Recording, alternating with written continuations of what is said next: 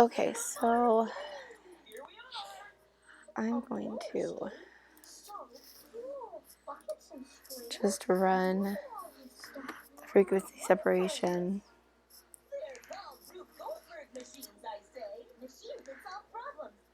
I have too many actions, so I can never find what I need. Let's play there. And so I'm gonna like zoom in a little bit so I can still see a little bit of roughness here.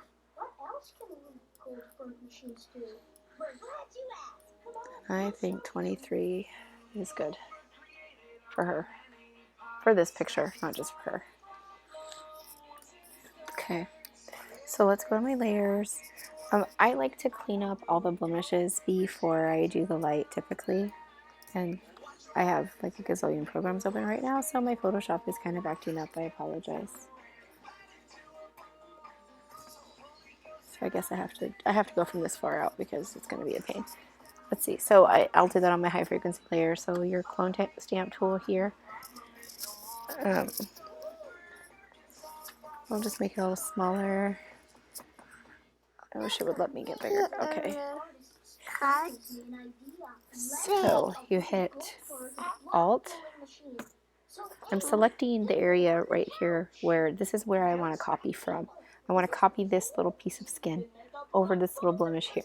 So I'm going to select it, define the area by hitting Alt, and then clicking with my mouse. Now I've picked that spot, okay? So then when I go over here, I can brush over it. Now it's gone. I'll do the same thing everywhere. I will Alt click somewhere near to the space that I'm trying to correct when it comes to little guys like this, because you don't want to end up having it look plastic. And so if you can keep the texture as close to what it's supposed to be as you can, the easier it is. And obviously, because my computer's acting up, it makes it a little more difficult for me to zoom in to the level that I normally would, but I would usually get in pretty good. Over here, something like this, I would take it right next door. Again, next door here. And when it's a ton of little, blemishes like this, it's just sort of, you have to just tell yourself that it is what it is. It's going to take a minute. You can use your little Band-Aid healing tool and do it that way too, but sometimes it makes bad choices as to how to fill in the space you're trying to correct, and it's obvious that you've done something. These little, I'll zoom in really close if I need to, because you see there's a little line here after there's just her face, just a little wrinkle. So if you want to take that away, you can actually. I would just select right next to it, Alt, click. You'll see my high frequency layer selected. That's where you're supposed to be. This is the texture layer. This is separating the texture from the light. So Alt click. I'm Alt clicking again. I do it a lot.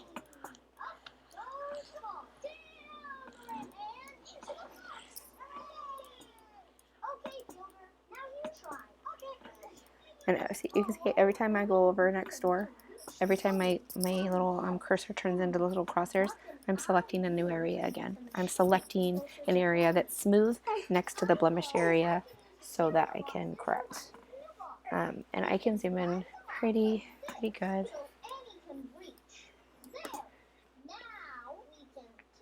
Since there's this line of texture right here, to get rid of this blemish, I may.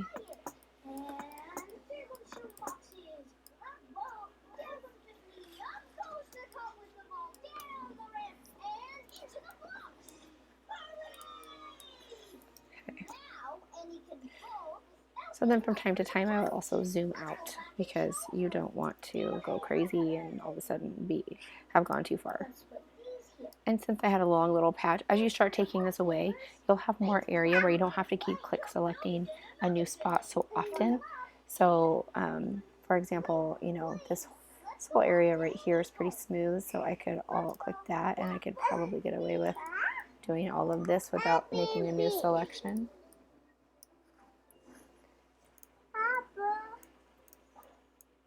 And that was something where I'm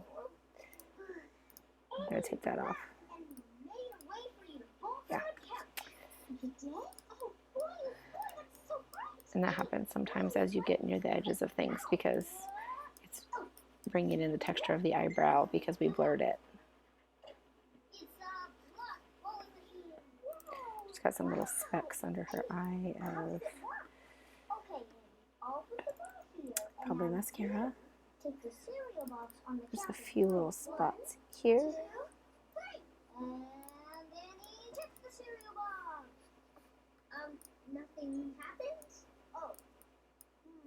Okay, so I feel like that's pretty good.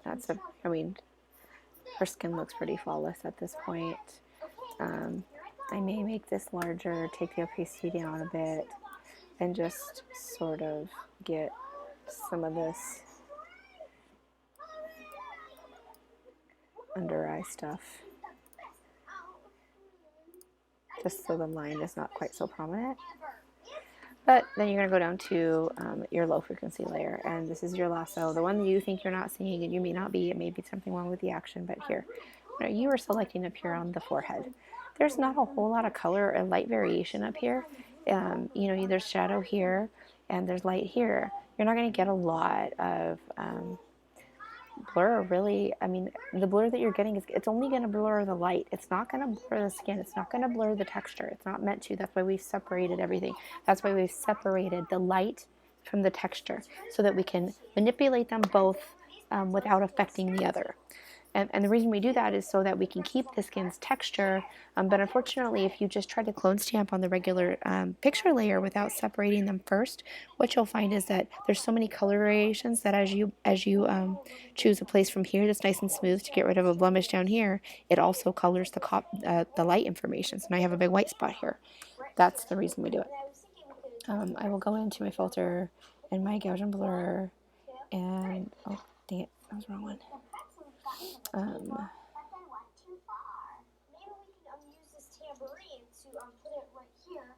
And so I can turn it way up, and this is at 180. I can see that it's doing something. If you're really getting it up that high and you can't see anything at all, see, because you would never take it up to here. That's not what you're trying to do. The idea is to just soften the highlights a little bit. I might go to 10 right there.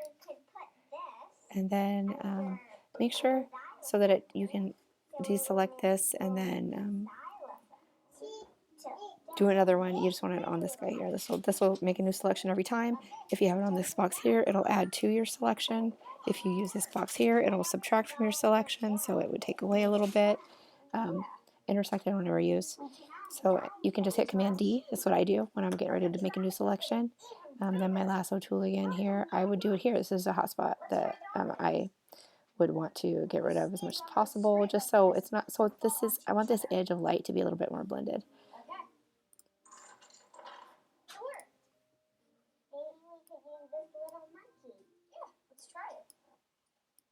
That's better right there to me.